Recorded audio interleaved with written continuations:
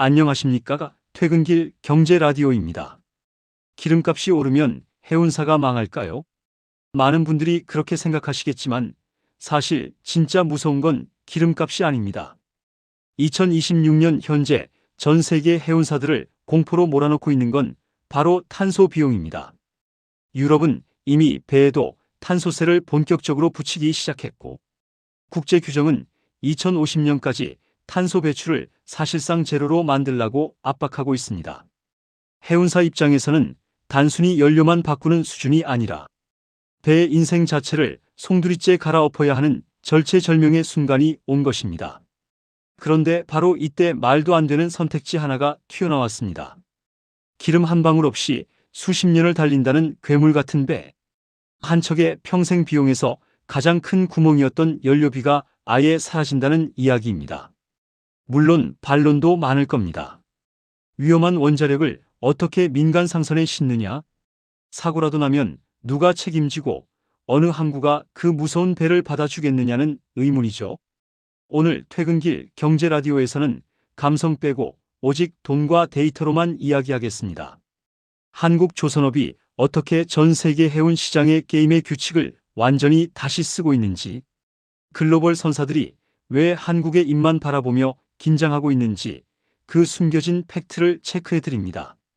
한국조선업의 역사는 언제나 남들이 불가능하다고 말하는 벽을 깨뜨려 온 역사였습니다. 1970년대 정주영 회장이 500원짜리 지폐 속에 그려진 거북선을 보여주며 영국 은행가들을 설득했던 일화는 유명합니다. 당시 세계 조선 1위였던 일본조차 한국의 도전을 비웃었습니다. 하지만 한국은 육지에서 거대한 블록을 미리 만들어 레고처럼 조립하는 공법을 창안해냈고, 일본보다 2배 빠른 속도로 배를 찍어내기 시작했습니다. 이것이 한국조선의 첫 번째 혁명이었습니다. 두 번째 혁명은 1990년대 액화천 연가스인 LNG 운반선이었습니다. 영하 163도의 극저온을 견디며 가스를 실어 나르는 건 엄청난 기술력이 필요했습니다. 당시 프랑스와 일본이 독점하던 이 시장에 한국이 뛰어들었고, 지금은 전 세계 LNG선의 70% 이상을 한국이 만들고 있습니다. 세 번째는 2000년대 바다 위의 복합 공장이라 불리는 해양 플랜트였습니다. 심해에서 석유와 가스를 뽑아 올리는 이 거대한 구조물들은 한국의 기술력이 아니고서는 탄생할 수 없었습니다. 그리고 지금 2026년 한국은 네 번째 거대한 도전에 나섰습니다. 바로 소형 모듈 원자로 SMR을 탑재한 원자력 추진 선박입니다. 왜 지금 다시 원자력일까요? 해운 시장의 지표를 보면 답이 나옵니다. 현재 달러 환율은 1,400원대를 넘나들고 있고 기준 금리는 여전히 높습니다. 해운사는 달러로 비싼 기름을 사야 하는데 수익은 여러 화폐로 들어오니 환차손만으로도 수익성이 바닥을 칩니다. 여기에 매년 기하급수적으로 쌓이는 탄소세와 환경규제 분담금은 연간 수백억 원에 달합니다. 해운사 사장님들이 밤잠을 설치는 진짜 이유는 2030년, 2040년 규제가 강화될 때마다 멀쩡한 배를 폐기하거나 엔진을 개조해야 할지도 모른다는 극도의 불확실성 때문입니다. 한번 사면 30년 동안 규제 걱정 없이 마음 놓고 운항할 수 있는 배. 그 경제적 해답이 바로 원자력입니다. 원자력 추진 선박이라고 하면 흔히 영화 속 잠수함이나 거대한 항공모함을 떠올리며 불안해합니다. 하지만 상업용 선박에 들어가는 기술은 차원이 다릅니다. 군함은 국가가 무한 책임을 지지만 상선은 민간 기업의 비즈니스입니다. 그래서 등장한 핵심 기술이 바로 피동형 안전 시스템입니다. 과거 후쿠시마 사고처럼 모든 전원이 끊기는 최악의 상황이 오더라도 중력에 의해 자동으로 냉각수가 흐르도록 설계되었습니다. 사람이 복잡한 버튼을 누르거나 기계적 조작을 하지 않아도 물리 법칙에 따라 시스템이 스스로 열을 식히고 안전 모드로 진입하는 소형 모듈 원자로가 그 핵심입니다. 또한 원자로의 크기를 컨테이너 몇 개 수준으로 줄여 선체 공간 효율을 극대화했습니다. 이제 가장 중요한 경제성을 숫자로 분석해 보겠습니다. 기존 화석 연료를 쓰는 초대형 컨테이너선은 배값이 약 1,500억 원 수준입니다. 언뜻 저렴해 보이지만 25년 동안 배가 먹어치우는 기름값과 탄소세를 합쳐보면 선박 한 척당 총 운용 비용이 1조 2천억 원이라는 천문학적 금액에 도달합니다. 반면 한국이 제안하는 원자력 선박은 배값만 4천억 원이 넘습니다. 초기 투자 비용이 일반 배보다 2.5배나 비싼 셈입니다. 하지만 놀라운 점은 그 다음입니다. 한번 원자로를 장착하면 25년 동안 연료비가 거의 들지 않습니다. 탄소 배출이 전혀 없으니 탄소세도 제로입니다. 결과적으로 25년 뒤 총 비용을 따져보면 원자력 선박은 4천억 원대에서 멈춥니다. 결국 배 한 척을 운영할 때마다 약 8천억 원이라는 엄청난 돈을 아낄 수 있다는 계산이 나옵니다.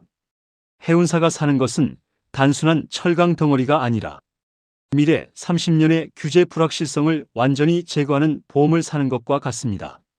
현재 글로벌 자본시장과 조선업의 비즈니스 모델도 이 흐름에 맞춰 재편되고 있습니다. 조선소는 배를 미리 만들어 파는 곳이 아닙니다. 선주로부터 수천억 원의 선급금을 받고 몇 년에 걸쳐 정밀하게 제작합니다. 은행들이 이 거대한 자금을 대출해 줄 때 가장 중요하게 보는 지표가 무엇일까요?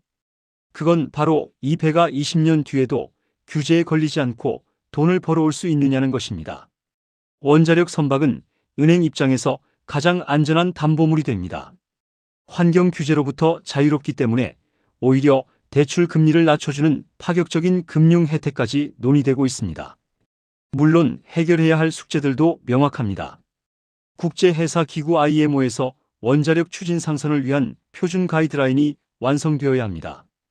또한 대형 사고 발생 시 책임 소재를 누구에게 물을 것인지에 대한 전 세계적 합의가 필요합니다. 다행히 한국은 현재 이 모든 국제 규정 제정의 테이블에 직접 앉아 목소리를 내고 있습니다. 우리 조선사들은 이미 선박 설계에 대한 개념 승인인 AIP를 획득하며 기술적 준비를 끝냈습니다. 보험사들 역시 이 새로운 에너지원의 안전 데이터를 검증하며 상품 출시를 준비 중입니다. 전 세계 해운 시장은 지금 거대한 갈림길에 서 있습니다. 누군가는 여전히 기존의 방식을 고집하며 육아 변동에 일희일비하겠지만 앞서가는 이들은 이미 한국의 기술력을 빌려 미래의 바다를 선점하고 있습니다. 이것은 단순한 조선업의 호황을 넘어 원전 밸류체인 전체로 번지는 거대한 생태계의 탄생입니다. SMR 부품사부터 안전 시스템 정비 서비스 그리고 전문 인력 양성까지 한국이 주도하는 이 거대한 경제권에 자본이 몰리는 것은 어찌 보면 당연한 결과입니다. 1년 후 2027년의 어느 날을 상상해 보십시오. 당시 산업의 패러다임이 바뀌고 있다는 뉴스들을 보며 단순한 가십거리로 치부하고 넘겼던 자신을 후회하시겠습니까? 아니면 퇴근길 경제라디오와 함께 세상의 변화를 미리 읽고 남들보다 한 발 앞서 기회를 선점한 것에 안도하시겠습니까? 성공의 기회는 늘 우리 곁을 지나가지만 그것을 붙잡는 것은 준비된 사람의 몫입니다. 배는 이제 단순히 기름의 힘으로만 가지 않습니다. 치밀하게 설계된 국제 규칙과 거대한 자본의 흐름을 타고 움직입니다. 지금 이 순간에도 새로운 바다의 규칙을 만들고 있는 산업에 주목하십시오. 그곳에 여러분의 미래와 경제적 자유의 열쇠가 숨어 있을지 모릅니다. 오늘 영상이 유익하셨다면 구독과 좋아요 부탁드립니다. 지금까지 퇴근길 경제라디오였습니다. 감사합니다.